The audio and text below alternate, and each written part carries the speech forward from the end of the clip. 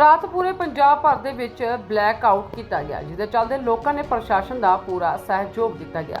ਪਰ ਲੋਕ ਅੱਧੇ ਇਹ ਨਹੀਂ ਜਾਣਦੇ ਕਿ ਆਖਰ ਬਲੈਕ ਆਊਟ ਕਿਉਂ ਕੀਤਾ ਗਿਆ। ਕੀ ਕੋਈ ਐਮਰਜੈਂਸੀ ਸੀ ਜਾਂ ਫਿਰ ਕੋਈ ਅਜਿਹੀ चिंता वाली गल सी जिस करके ब्लैक आउट करना पिया। तो इन्हां सारे सवालों का जवाब प्रशासन के वलों दिता गया। दस दी है कि प्रशासन ने मीडिया के नाल गलबात करते हुए दस्सिया कि ब्लैक आउट क्यों किया गया तो लोगों ने पूरा सहयोग किया। आओ जानते हाँ। सर अपना नाम बता दीजिए और डेजिग्नेशन। मेरा नाम नवदीप सिंह है। मैं बतौर SDM जलंधर 1 अपनी सेवाएं जलंधर प्रशासन में दे रहा हूँ। सर पंजाब भर में आज मॉक ड्रिल करवाई जा रही है, ब्लैकआउट भी किया गया है जलंधर में, तो कैसे देखते हैं कि ये हालात जो जंग के दौरान होते थे, लेकिन क्या ज़रूरत पड़ी कि अभी आपको ये मॉक ड्रिल करवानी पड़ी? बिल्कुल जी, मैं आपको पहले बता देना चाहता हूँ कि कोई भी ऐसे जंग वाले हालात नहीं है, कोई भी ऐसी इमरजेंट सिचुएशन नहीं है जिसमें हम ये मॉक ड्रिल कर रहे हैं। ये हमारी रेगुलर एक्सरसाइज है जो नीति आयोग ने ऑपरेशन सिंदूर के बाद जो प्लान किया था, उसमें हर साल में 2 बार जी ये मॉक ड्रिल की जाएगी। उसमें एक अप्रैल में और एक नवंबर में ये प्लान्ड होती है। ये एक रेगुलर एक्सरसाइज होती है। इसमें हम अपनी प्रिपेयर्डनेस देखते हैं, खासकर जो एजेंसीज है जो रेस्क्यू में इन्वॉल्व होती हैं, खासकर जैसे सिविल डिफेंस है, SDRF है, NDRF है, होम गार्ड्स हैं या फायर डॉजर्स हैं, फायर सेफ्टी है, उनकी सभी का जो कोऑर्डिनेशन को एक बार एवेल्यूएट किया जाता है। और इसमें जो हमारी आम पब्लिक है उसको भी हम जो इमरजेंट सिचुएशन के लिए एक रेडी करते हैं भी, ताकि उनमें कोई ऐसी पैनिक की भावना मत नहीं आनी चाहिए, ताकि अगर कल को कोई ऐसी सिचुएशन आती है तो वो कॉन्फिडेंटली उसको फेस कर सकें। सो ऐसा ये हमारी एक रेगुलर एक्सरसाइज के तौर पर लिया जाना चाहिए और इसको एक नेशनल सिक्योरिटी को स्ट्रेंथन करने के पॉइंट ऑफ व्यू से भी लेना चाहिए इसको। सर बात की जाए तो साल भर पहले जब जंग की स्थिति बनी थी तब मॉक ड्रिल की गई थी, गाइडलाइन जारी की गई थी। कई लोग तो गाइडलाइन की पालना करते नजर आए, कई नहीं आए थे, तो इस समय भी कोई नई गाइडलाइन अपडेट करके दी गई? बिल्कुल जी, कोई भी चीज़ जब शुरू होती है, फर्स्ट टाइम होती है, तो उसमें सभी को उसकी जानकारी नहीं होती है। सो जो ये मॉक ड्रिल कराई जा रही है, इसी ये अवेयरनेस के लिए कराई जा रही है। 2 इसके पर्पज़ मेन मैं समझता हूँ। एक तो हमारी अपनी प्रिपेयर्डनेस है, जो तैयारी है उसको चेक करने के लिए, और ये जो अवेयरनेस है जनरल पब्लिक को सभी को जो इसके बारे में जानू करवाने के लिए ये करवाई जा रही है। तो मैं उम्मीद करता हूँ कि आने वाले समय में अगर कहीं ज़रूरत पड़े ही ना, अगर पड़ती है तो सभी लोग इसकी जो प्रोटोकॉल होता है, जो इसमें कौन कौन से हमने सेफ्टी के स्टेप्स लेने होते हैं, वो सारे फॉलो करेंगे। सर आज की मॉक ड्रिल में कौन कौन सी टीमें शामिल रही हैं? बिल्कुल जी, आज की मॉक ड्रिल जिला प्रशासन जलंधर की देखरेख में करवाई गई है। इसमें ख़ास तौर पर जो सिविल डिफेंस है हमारी, उनके कमांडेंट साहब और उनकी टीम आई है। इसमें SDRF state disaster response force उन्होंने भागी की है।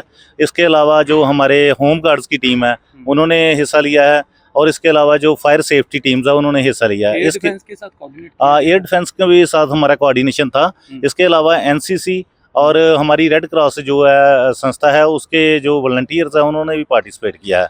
इसके अलावा जो हमारे डिपार्टमेंट्स हैं, जिसमें हेल्थ डिपार्टमेंट आ जाता है, PWD डिपार्टमेंट आ जाता है, और अन्य डिपार्टमेंट काफ़ी जो भी इसमें जिनका भी स्टेक होता है, उन्होंने सभी ने पार्टिसिपेट किया है और इसको सफलतापूर्वक जो आज कंडक्ट करवाया है। सर नेक्स्ट कब होगी? देखो, आज हम अप्रैल में जो कर रहे हैं, जो एज़ पर प्रोटोकॉल हम इसको आने वाले नवंबर में इसको दोबारा करेंगे। सर प्लीज़ नाम और डेजिग्नेशन बता दीजिए। मेरा नाम कमांडेंट जसकरण सिंह है, जलंधर का जिला कमांडर हूँ। ये सिविल डिफेंस और होम गार्ड्स को देखा। सर बात की जाए तो आज मॉक ड्रिल करवाई जा रही है पंजाब भर में, तो क्या कारण समझते हैं? क्योंकि ये साल भर पहले करवाई गई थी जब जंग लगी थी, तो अब कैसे देखते हैं? जब लास्ट ईयर जब पंजाब स्टेट में और पूरे इंडिया में जब ऑपरेशन सिंदूर हुआ है, उसके बाद से ये गवर्नमेंट में डिसाइड किया गया कि लोगों को इसमें इन्वॉल्व किया जाए और उनको ज़्यादा से ज़्यादा अवेयर किया जाए। उसके लिए ये हर साल 2 बार सरकार की तरफ से तय किया गया है कि हम साल में 2 बार ये मॉक एक्सरसाइज करेंगे, ताकि कभी भी जंग जैसे हालात बनते हैं, जहाँ कोई भी इमरजेंसी आती है, तो लोग उसके लिए तैयार रहें और लोगों को पता हो कि लोगों ने क्या रिएक्ट करना है। पर काफ़ी देर बाद ये शुरुआत की गई है जो ब्लैकआउट की या मॉक ड्रिल की, तो पहले नहीं, ऐसा नहीं है। जब ऑपरेशन सिंदूर हुआ था उसके इमीडिएट बाद ऑपरेशन शील्ड हुआ था। अगर आपको याद हो तो उसको तैयारी के लिए संदूर के बाद ऑपरेशन शील्ड 1 किया गया, ऑपरेशन शील्ड 2 किया गया। उसके बाद से अब ये हर साल रेगुलरली 6 मंथ के इंटरवल पर ये मॉक एक्सरसाइज की जाएगी। क्या गाइडलाइन क्या दी गई है लोगों को? इसमें जो अगर कोई भी ऐसा हमला होता है तो उसमें आपको कैसे पता हो कि हमला हो गया, तो सबसे पहले जो पहला सायरन बजता है रेड सायरन, तो उससे आपको पता लगेगा कि हाँ कोई हमला हुआ है। कि जब ये सायरन की आवाज सुनेगी कि एकदम से आपको पता लगेगा कि ये सायरन बजा है, ये किस चीज का बजा है, तो इसका मतलब ये है कि आपके ऊपर कोई हमला हुआ है। उसके बाद एकदम ब्लैकआउट होगा। ब्लैकआउट में सभी लोग अपने घर की बत्तियां, सड़कों पे सारा कुछ बंद कर दिया जाएगा। उसके बाद जब मान लीजिए कि कोई हमला हुआ और होकर निकल गया, तो फिर ग्रीन सिग्नल आएगा जो दूसरी बार सायरन बजा है। और दूसरी बार सायरन बजने के बाद जो रेस्क्यू एंड सर्च ऑपरेशन किया जाएगा, जिसमें ये देखा जाएगा कि जो हमला हुआ उसमें कितना जो नुकसान हुआ है। अगर कहीं पर आग लगी है तो फायर सर्विस उस पे अपना जो रिएक्ट करेगी। अगर कहीं पे जख्मी हुए हैं या कैजुअलिटी हुई है तो वहाँ पर एम्बुलेंस सर्विस, हेल्थ डिपार्टमेंट अब रिएक्ट करेगा। और बाकी जो सड़कों पर डेब्रिस है या कोई स्ट्रक्चर कोलैप्स हुआ है तो वहाँ पे सिविल डिफेंस के जो वॉलंटियर्स हैं वो इमीडिएट रिस्पॉन्स करेंगे।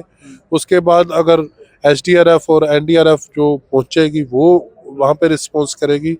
इस सभी को ये सभी विभागों को एक दूसरे के साथ कोऑर्डिनेट करने के लिए और लोगों में प्रिपेयर जो एडमिनिस्ट्रेशन की प्रिपेयर्डनेस को चेक करने के लिए और लोगों की जो अवेयरनेस को चेक करने के लिए ये सारी मॉक एक्सरसाइज। आदमपुर एयरफोर्स के साथ ये कोऑर्डिनेट होगा पहले। जो भी रेड सिग्नल आएगा वो सबसे पहले इंडियन और एयरफोर्स की तरफ से ही आएगा।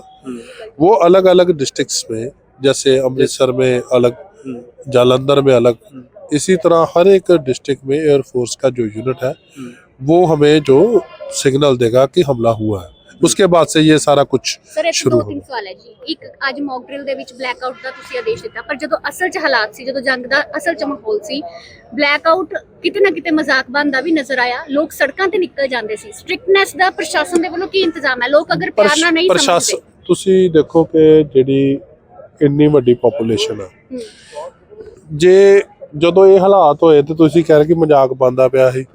ਇਸੇ ਲਈ ਤੇ ਇਹਨੂੰ ਰੈਗੂਲਰ ਐਕਸਰਸਾਈਜ਼ ਕੀਤੀ ਜਾ ਰਹੀ ਆ ਕਿ ਤਾਂ ਕਿ ਲੋਕਾਂ ਨੂੰ ਇਸ ਇਸ਼ੂ ਦੀ ਸੈਂਸਿਟੀਵਿਟੀ ਬਾਰੇ ਪਤਾ ਲੱਗ ਸਕੇ, ਲੋਕੀ ਇਸ ਚੀਜ਼ ਦੇ ਨਾਲ ਜੁੜ ਸਕਣ, ਅਵੇਅਰ ਹੋ ਸਕਣ। ਕਿਉਂਕਿ ਜਦੋਂ ਇਹ ਹੋਇਆ, ਇੱਕਦਮ ਹੋਇਆ, ਕਾਫੀ ਸਾਲਾਂ ਤੋਂ ਹੋਇਆ ਨਹੀਂ ਸੀ। ਜਦੋਂ ਸੰਧੂਰ ਆਇਆ ਤੇ ਇੱਕਦਮ ਹੋਇਆ ਤਾਂ ਲੋਕਾਂ ਨੂੰ ਤੇ ਮਜ਼ਾਕ ਹੀ ਲੱਗ ਰਿਹਾ ਸੀ। ਜਦੋਂ ਕੋਵਿਡ ਆਇਆ ਸੀ ਤਾਂ ਉਦੋਂ ਵੀ ਲੋਕਾਂ ਨੂੰ ਮਜ਼ਾਕ ਲੱਗ ਰਿਹਾ ਸੀ, ਪਰ ਜਦੋਂ ਕੋਵਿਡ ਦੇ ਇੰਪਲੀਕੇਸ਼ਨ ਸਾਹਮਣੇ ਆਏ ਤਾਂ ਉਹ ਇੱਕ ਪੂਰੇ ਵਿਸ਼ਵ ਦੇ ਵਿੱਚ ਇੱਕ ਬੜੀ ਵੱਡੀ ਐਪੀਡੈਮਿਕ ਜਿਹੜੀ ਆਈ ਹੈ।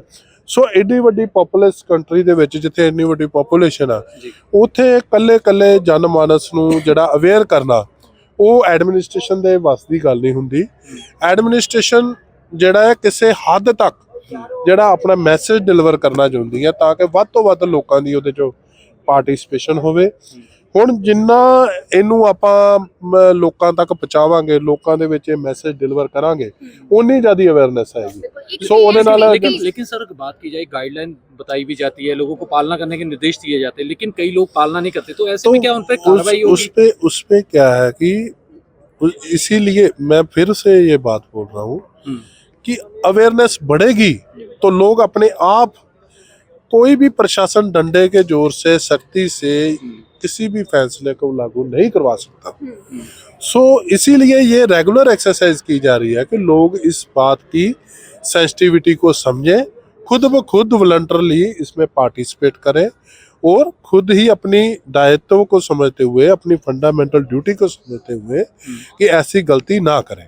ਖੈਰ ਦੱਸਦੀ ਹੈ ਕਿ ਪ੍ਰਸ਼ਾਸਨਿਕ ਅਧਿਕਾਰੀਆਂ ਦਾ ਕਹਿਣਾ ਕਿ ਕਿਸੇ ਤਰੀਕੇ ਦੀ ਕੋਈ ਐਮਰਜੈਂਸੀ ਨਹੀਂ ਸੀ, ਨਾ ਹੀ ਕੋਈ ਜੰਗ ਵਾਲੇ ਹਾਲਾਤ ਸੀ। ਇਹ ਸਿਰਫ ਇੱਕ ਮੌਕ ਡਰਿਲ ਸੀ ਤਾਂ ਕਿ ਅਗਰ ਕੋਈ ਅਜਿਹੇ ਹਾਲਾਤ ਪੈਦਾ ਹੁੰਦੇ ਨੇ ਉਸ ਤੋਂ ਕਿਵੇਂ ਸਾਹਮਣੇ ਨਜਿੱਠਣਾ, ਉਸ ਦੇ ਲਈ ਇਹ ਮੌਕ ਡਰਿਲ ਕੀਤੀ ਗਈ ਸੀ ਤੇ ਲੋਕਾਂ ਨੂੰ ਚਿੰਤਾ ਨਾ ਕਰਨ ਦੀ ਅਪੀਲ ਕੀਤੀ ਗਈ ਸੀ ਕਿ ਅਜਿਹਾ ਕੁਝ ਵੀ ਨਾ ਸੋਚਣ।